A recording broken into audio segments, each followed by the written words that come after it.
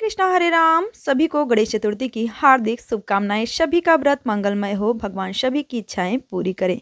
व्रत को संपूर्ण करने के लिए हमें व्रत कथा सुनना बहुत ही जरूरी होता है, लेकिन जो लोग व्रत नहीं रखते हैं उनको भी व्रत कथा सुनने से आधा पुण्य अवश्य मिलता है। इसलिए कथा सभी जरूर सुने और जितना हो सके इस कथा को आप शेयर कीजिए, सभी के कानों तक ये पहुंच सके, इसका पुण्य हमें और आपको लग सके और सुनने वाले को मनोकामना की पूर्ति हो सके। चलिए शुरू करते हैं व्रत कथा। उसके पहले छोटी सी रिक्वेस्ट है, चैनल पे नए तो तुरंत सब्सक्राइब करें। एक शहर में देवरानी जेठानी रहती थी। देवरानी बहुत ही गरीब थी और बड़ी मुश्किल से उसका गुजारा चलता था। वहीं जेठानी बहुत ही अमीर थी। देवरानी हमेशा गणेश जी की पूजा करती और व्रत करती थी। देवरानी का पति जंगल से लकड़ी काट कर बेचता था। देवरानी घर का खर्च चलाने के लिए जेठानी के घर काम करती थी और शाम को जो भी बचा हुआ खाना होता था वह जेठानी उसे दे देती थी। इस तरह अपने घर का खर्च चलाती थी। माघ महीने में गणेश जी का व्रत सकट चौथ देवरानी ने रखा।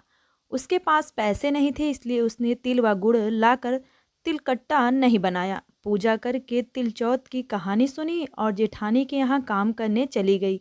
सोचा शाम को चंद्र को अर्घ देकर जेठानी के यहाँ से कुछ खाना मिलेगा तो खा लेगी। शाम को जब जेठानी के घर खाना बनाया तो उसके जेठानी का व्रत होने के कारण सभी ने खाना खाने से मना कर दिया। अब देवरानी ने जेठानी से बोला, आप मुझे खाना दे दो जिससे मैं घर जाऊं।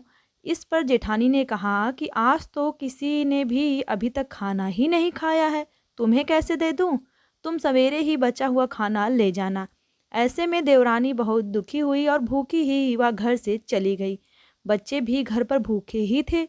देवरानी का पति बच्चे सब आस लगाए बैठे थे कि आज तो त्योहार है, इसलिए कुछ पकवान आदि खाने को मिलेगा। लेकिन जब बच्चों को पता चला कि आज तो रोटी भी नहीं मिलेगी तो बच्चे रोने लगे।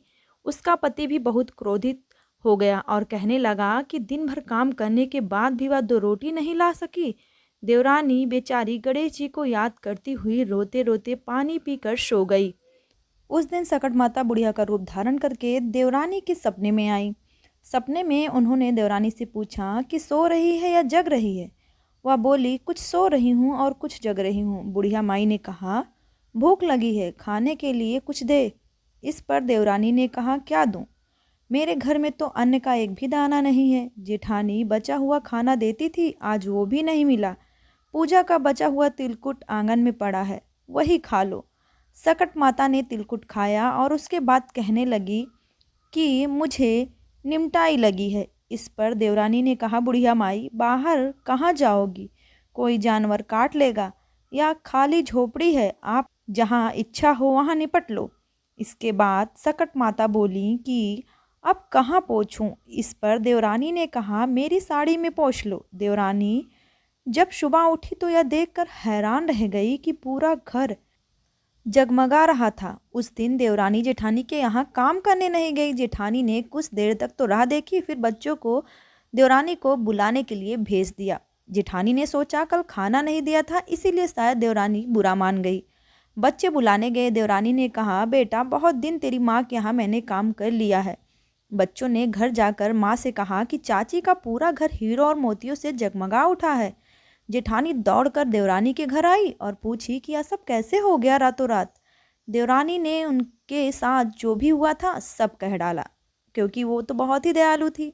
उसने भी वैसा ही करने को सोचा और फिर उसकी जेठानी वैसा ही की जैसे देवरानी ने किया।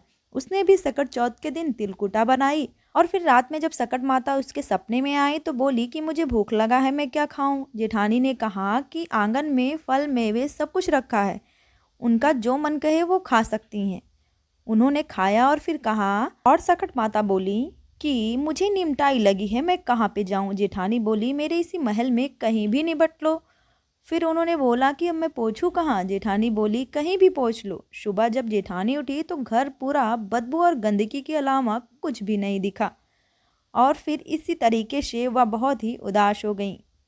तब देवरानी ने कहा कि देखो, माँ जो होती हैं वो हमारी भावनाओं को, हमारी भाव को देखती हैं, ना कि हमारे पैसों के घमंड को।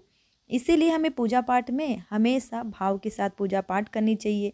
जिस तरीके से सकट मैया ने देवरानी के ऊपर कृपा की, भगवान उसी तरीके से भगवान गणेश और सकट माता की कृपा सभी पर बनी रहे, सभी के घर सुख संपत्ति और संतान का सुख अवश्य मिले। कथा अच्छी लगी हो तो एक लाइक जरूर कीजिएगा, जितना हो सके इस वीडियो को आप शेयर भी कीजिएगा। मिलेंगे फिर नेक्स्ट वीडियो में, तब तक के लिए राधे राधे, जय माता दी।